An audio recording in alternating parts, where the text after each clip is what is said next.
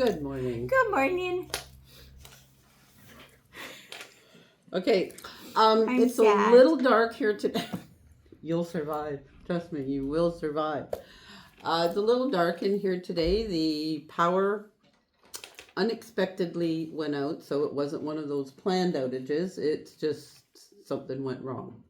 So I checked, we paid the bill. Nobody else on the block paid the bill either. That's fine. there you I go. was saying that to Deborah. How many Nobody- times you have that where you're like the power goes out going, did I remember to pay that bill? So then you're going to the window and you're looking out the window and going, yeah, Nothing. everyone else is without power, we're good.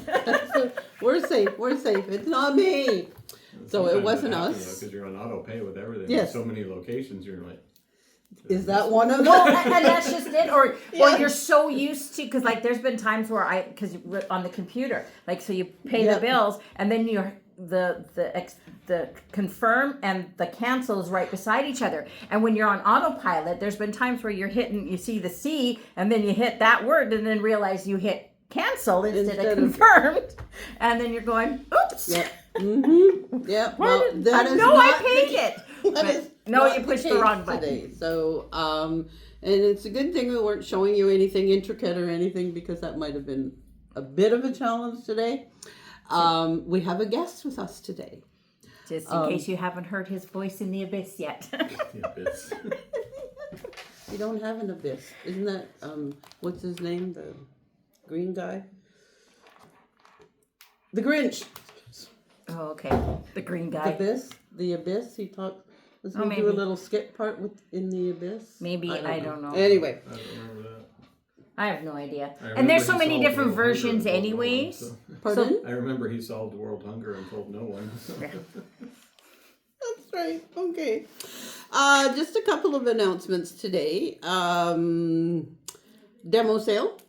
It ends on the 31st of this month. There's still a few machines. yes, there's some gaps out there. So if you were looking and thinking, you got a couple of days because right now we're talking the 28th of July.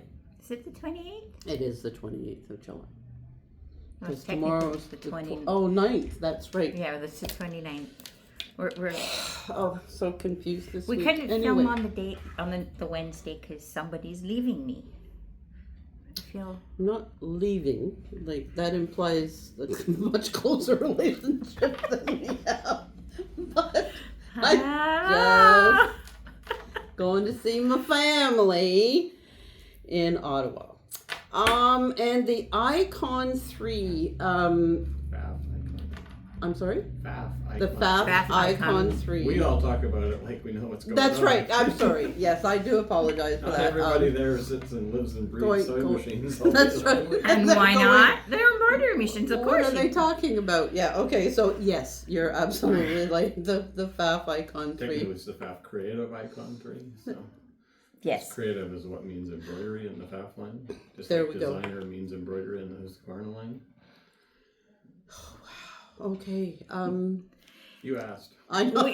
We have our sneak Oh, no, peek day. technically, you didn't ask. You simply offered to help me out with my knowledge. And there we go. Yes, the sneak peek event. If it is registering as full on the calendar, which I just noticed this morning before everything went crazy, it is. Put your name down on the wait list because we will be adding an afternoon event as well. So, and that is pretty much it for announcements this week. But we do have some classes that just going to take you up to the end of August because topic today can be quite important for a lot of people and don't want to take up too much time on those things. The embroidery basics, that's a you thing. That's a me thing. That's on not this Saturday, but the following Saturday for 4 weeks. Basically, if you are new to embroidery or even if you've done it for a while, each class we focus on some different techniques. And it really gets you started with that understanding stabilizer, when to use it. We do t-shirts on how to embroider on t-shirts or any knits like hoodies and all that stuff. And it just really gets you comfortable using your machine. Even if you, And if you've been at it Yeah. for a while, like especially for those who got their machines during COVID and really didn't get a lot of learning and try to do it via YouTube, it helps a little bit via YouTube. But with this one, because it's hands-on, and the teacher can actually answer your questions, because YouTube, they don't answer. I ask and they don't respond. So there's been a couple of times where there's been a response, but I'm not sure if that's the voices in my head. that's right. And all of those YouTubes are not necessarily live. So that They're not. They can't Yeah. answer you. They're not there. But the other thing is though sometimes is they forget who they're teaching to. And so there's a lot of little things that they forget that they're newer people or people don't understand Yes, it. And yes. so Us adding the word faff in front of icon 3. There you go. There you go. See, perfect example. And so, yeah. like for hooping, they'll sit there and say, like, hoop your fabric or hoop your stabilizer. Okay, but there are tips and tricks for that to make sure that it is hooped properly, and they just kind of go along. And so when you're in class, then you get the teacher knows exactly where you're at and can see, okay, this is why this isn't working. Yes, And so exactly. that's where classes really Yeah, really do help. it's very, very helpful. I took it, and I'd already been using my embroidery machines for like 15 years, and there's still information. We've had a Yeah. variety of. It's funny because we've had people who have signed up and they brought their embroidery machine in the box because they hadn't even unboxed the embroidery machine. That's how new they were. I would never have had that. And then amount of we've had some. self-control. I know. I could It's not like have done it. it's out of the box halfway to the car. We're gonna use it driving home. But you've got that, and then we've had some, who've been embroidering for quite a while, and they're like, oh, that makes sense. That's why that didn't work. So Yeah, it is a exactly. really It's great class. very, So very we have the helpful. Saturday running in August, and then their next one Yeah. is in November. Yes. Sit and sew for August, every Monday with the exception of next Monday, as it's BC The long Day. weekend. That's long right, yeah. weekend. What's next Monday? BC Day. What does that mean? That it's a stat. It okay, depending on what province it's. Yes. What's a holiday? Okay, all right. Some of us do take days off. Not everybody. So some of us come to work on Sunday. And some of us are obsessed with driving by to check and see if my car is here on their days off. So. It's just that it's on my way to my favorite dollar store. So I check when I drive by. I can't help it. It's like, he's there. He's at work. I'm not, but he is. The beginner backpack class is in August. That's with Annie. The Yeah. OESD. And then we have the OESD tile scene. So if you're familiar with OESD and their tile scenes, there are 32 blocks, and each block is done 100% in thread. And when they all go together, they make a beautiful picture. Several layers. We also have, if you're not wanting to do quite that big of one, this kind of gives you an example. This is the stocking. This is a little bit later on, but it's done with the same concept of tile scenes. Isn't that gorgeous? It is absolutely stunning. And so you do the individual blocks and then you sew them together, and then it makes. This Beautiful. beautiful stocking. If you're for wanting to do the somebody stocking, that's a special. little bit later in the year, Yeah. but yeah. And if you're not into, you want to do the snocking. If you want to do the stocking, but not into snowmen and Santa, see, that's, I was just trying to put it all into one word.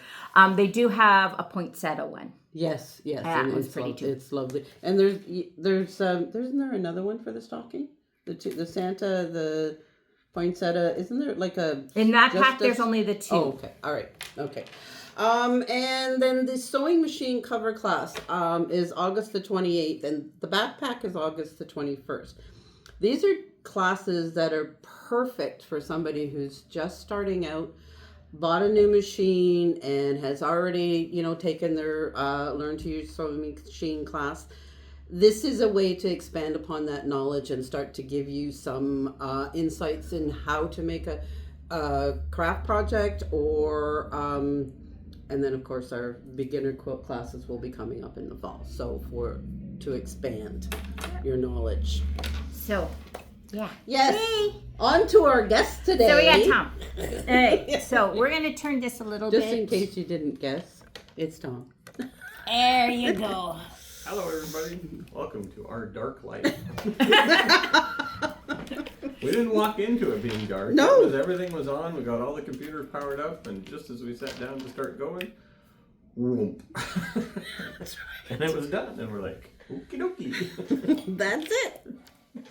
So today I thought we would talk, and it was actually kind of a perfect topic because we don't need power to show what we're planning on talking about today.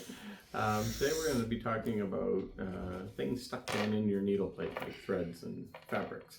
What causes it, how they get there, things you can do to avoid it and minimize it. Okay, so first of all, everybody knows you got your needle plate, right? We'll get up nice and close there for you. You can see this is a nice zigzag needle plate. Okay, this one here is a version of a straight stitch needle plate. So if I get in really close, you can see that there's two different small holes there. One to the left and an oblong one to the right. And I'm not sure whether the camera's rotated or not. I know there's all sorts of weird things. Left is right, right is left, but trust me, that is left, that is right. And when you put it on your machine, it's left and right. Okay, so the first thing is, especially people who come from older machines, they're very tempted to help their fabric through, pushing it through and pulling it through. And that deflects the needle back and forth. Got my little trusty needle here, but back and forth. So instead of going straight up and down, it's being pulled to the front or pulled to the back.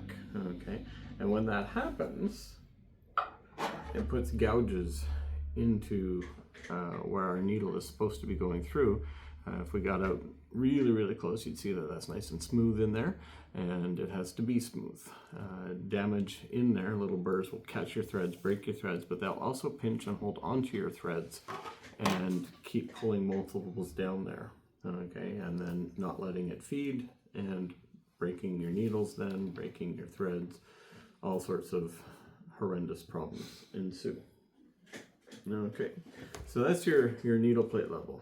So then we have things below the needle plate and things above the needle plate. So below the needle plate, we have our bobbin case. Okay, this is just an example of a bobbin case, but when needles break or we're pushing and pulling, we can start to get damage on the bobbin case. Now this is a brand new bobbin case, so there's no damage on there. But damage in certain areas because the thread wraps around smoothly and then goes up off your bobbin case. You have damage on the bottom of your bobbin case because it helps if I keep it on the camera when I'm showing where I'm pointing to. Damage on the bottom of your bobbin case, top or sides of your bobbin case or around the edges. Those will catch the threads and hold it down. Okay, and then the next thread starts going through, but the first one's still stuck in place. It fills up and nothing can get through, and then you end up with a jam and a break. Okay, now on the other side, up top, we have our threading and our main tension unit. So if we don't thread the machine correctly, okay, or if we miss our main tension unit, then you can have not enough thread coming through or too much thread coming through, and then that will also pinch, pull, or leave behind and cause extra threads being jamming down through there. This is where we make a lot of money with people bringing in their machine because they have been pulling the thread back out of the sewing machine rather than clipping it at the top and pulling through, and that tail is going up and down through, picks up lint, and then gets scrape cleaned in the tension unit, Lori. And Cut it more often than not. and once it gets scraped out. clean, once it gets scraped clean in there, then as it scrapes clean through your tension disc, it leaves that buildup of thread and lint in the tension unit, so it can't close and provide actual tension for you anymore. Okay, and then you have to bring it in and have it taken apart and cleaned out because it's always on the back side and you can't find it, see it, or reach it until you get all your covers off. Everybody else says, oh, you're just saying that so you can sell more thread, and we make a lot more money off of servicing machines with the lint stuck in the tension unit than we do off of $3 for 100 meters of thread. So Cutting it at the top and pulling it through it really. Yeah, you're not Does- wasting you're not that wasting much. Exactly. Okay, whatever. It's like a foot of thread. So, okay. So now also we have our needle, which is our action piece, and it's got the thread right with it, going down and back up and down and back up. Okay. So if our tip of our needle is damaged, okay, it can also cut the thread, hold on to the thread, and leave it stuck in places that it shouldn't be, which always ends up being down inside your needle plate where you get the jam up and then you can't get it out and you got to cut it around. Okay, so that's kind of like the overview of thread stuck down in there, but also there's fabric getting stuck down in your needle plate, and that's the main reason we have different styles of needle plate, the regular zigzag and then the straight stitch needle plate. There's a few things there. So if you're working with a really light fabric and you've got the needle come down, it wants to push the fabric down through because it's such light fabric, the needle hole, okay? So by using a straight stitch needle plate, you've got just a tiny little hole and you've got support all the way around. So when the needle comes down, you've got support all the way around on that fabric to keep it from getting pushed down in the hole. The other thing that can cause that, even with a straight stitch needle plate, is if you're using the wrong needle. So say you're using something like a ballpoint needle, which has a big ball on the end. Big is in relative terms, okay, 'cause it's still not visible to the naked eye.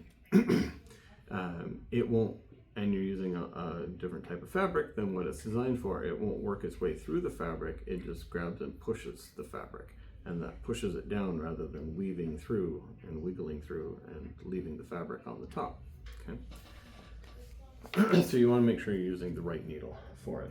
Then on your needle plates, like we have these slots here. Those are for our feed dogs, okay? And on the feed dogs, we have a presser foot that comes down and sits right on top of those feed dogs. But again, there are different styles of presser feet. And some, like a satin stitch, and this is the most common one, people use a satin stitch foot. Usually because they're clear or they're open in the front. But the problem is they also have a big groove cut out in the back. So it means that if you're doing a regular straight or zigzag stitch or a light stitch, there is no actual holding of your fabric with your teeth in the back. So you're only getting holding down the far outside teeth and nothing in the middle, okay? And your tension is actually being pulled tight and built around 2 to 3 stitches behind where the actual needle is going through the fabric. And so without any pressure back there, it can pull in your fabrics and want to suck them down in while it's also trying to pull tight between your top thread and your bottom thread where that tug of war is going on. So using, or a worn presser foot, some people continue to sew off of their presser foot.